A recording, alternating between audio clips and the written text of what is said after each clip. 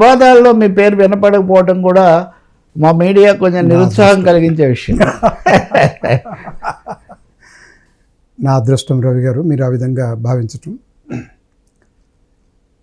ఇక మీరు అడిగిన నా అడ్మినిస్ట్రేటివ్ ప్రస్తావన గురించి, మరి అమెరికా దేశాధ్యక్షుడితో కూర్చొని ప్రభుత్వ పనితీరు, ప్రభుత్వంలో భాగస్వామిగా పనిచేయటం అనేది మీరు ప్రస్తావించారు. ఈ సందర్భంగా నాకు ఒక చిన్న సంఘటన జ్ఞాపకం వస్తుంది. విజయభాస్కర్ రెడ్డి గారు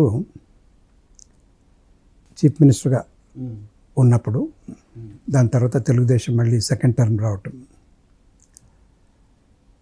నేను ఆయన దగ్గర కూర్చున్నప్పుడు ఒక ఆఫీస్ పని మీద ఒక పోలీస్ ఆఫీసరు ఒక కాబోయేటటువంటి రాజకీయ నాయకుడిని తీసుకొని టికెట్ కోసము, పార్టీ టికెట్ కోసం వచ్చారు.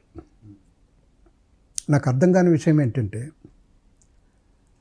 ఈ కాబోయే రాజకీయ నాయకుడు ఒక పోలీస్ ఆఫీసర్ నెంబర్ పెట్టుకొని చీఫ్ మినిస్టర్ను టికెట్ కోసం అప్రోచ్ కావటం. పోలీస్ ఆఫీసర్ నెంబర్ పెట్టుకోవడం వచ్చిన రాజకీయ నాయకుడు, ఐపీఎస్ అదే. విజయభాస్కర్ రెడ్డి గారు మరి you want to spare the fraternity, దాంతో మనకు వచ్చే ప్రయోజనం కూడా ప్రయోజనం. ఆ పెద్ద మనిషికి నేను ఈరోజు కూడా కీర్తిశేషులు విజయభాస్కర్ రెడ్డి గారు ఒక మంచి మాట అన్నారు. ఆ పోలీస్ ఆఫీసర్ని పేరు పెట్టి పిలుస్తూ, ఇటువంటి వాళ్ళని రాజకీయాలకు పరిచయం చేయొద్దు, బిజినెస్ పీపుల్ను, ఇండస్ట్రియలిస్టులు, వాళ్ళు రాజకీయాలను కూడా బిజినెస్ చేస్తారు. This was in 90s. అది సెకండ్ టైమ్ చీఫ్ మినిస్టర్ 93, 92. ఇప్పటికీ కూడా అతనంటే నాకు అంత గౌరవం. ఎందుకంటే ఉన్నది ఉన్నట్టు కుండలు బద్దలు కొట్టినట్టు చెప్పేశాడు, మొహమాటం అనేది లేకుండా. అది ఈరోజు ప్రూవ్ అవుతుంది. ఏ రోజైతే ఈ పొలిటికల్ పార్టీస్ డబ్బున్న వాళ్ళని రాజకీయాల్లో టికెట్లు ఇచ్చి ప్రోత్సహించి ఎలక్షన్స్ని ఎంత కాస్ట్లీ చేశారు అనేది మనకందరికి కూడా తెలుసు. ముఖ్యంగా సీనియర్ పాత్రికేయులు మీరు, దాని గురించి నేను వివరాల్లోకి పోదలుచుకోవాలి. ఇప్పుడు ఎలన్ మస్క్ కూడా అదే రోలే ప్లే చేస్తున్నాడేమో అని చెప్పేసి అనిపిస్తుంది. సరే, ఎలన్ మస్క్ నిజంగా అడ్మినిస్ట్రేటర్గా మీరు పొలిటికల్గా కూడా ఆలోచిస్తే కనుక, ఎలన్ మస్క్ కుమారుడు చిన్న పిల్లోడు బుల్లి మస్క్ అమెరికా అధ్యక్షుని పక్కన కూర్చొని అధ్యక్షుడు మాట్లాడుతుంటే ఇలా చేయి పెట్టి చూపిస్తున్నాడు. అమెరికన్ ట్రెజరీ సీక్రెట్స్, లేకపోతే డూయింగ్ గవర్నమెంట్ ఎఫిషియన్సీ డోజ్ అని దానికి ఆయన పెట్టారు. Even classified documents are exposed.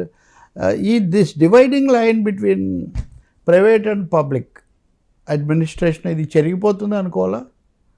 చెరిగిపోయింది. Okay, పోతుందని కాదు. ఇప్పుడు ఎక్కడ కూడా మరి చీఫ్ మినిస్టర్ చెప్పాల్సినటువంటి సమాధానం వాళ్ళ సంతానం చెప్తుంది. వాళ్ళ పిల్లలు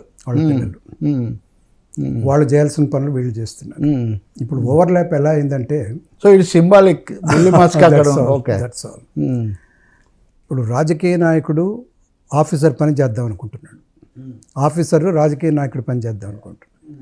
వాళ్ళ రోల్స్ మర్చిపోయి ఆ ఓవర్ స్టెప్పింగ్ అనేది జరిగి ఈ సిస్టమ్ భ్రష్టు పట్టడానికి కారణం అది. సో మీరు చాలా స్ట్రైట్గా ముఖ్యమైన విషయానికి వచ్చారు. వాస్తవంగా ఇప్పుడు అడ్మినిస్ట్రేషన్ అంటే అధికార యంత్రాంగాన్ని నాయకుడు ఒక నిర్ణయం తీసుకొని ఆ తర్వాత వెళ్ళటం, దాన్ని సభలో చట్టబద్ధంగా వివరించడం, ఏదైనా ఉంటే ఇది ఒక ఆర్డర్గా ఉండేది కదా. ఇప్పుడు తెలుగు రాష్ట్రాల్లో మొదటిసారిగా, ఆంధ్రప్రదేశ్లో ఇంకొంచెం ఎక్కువగా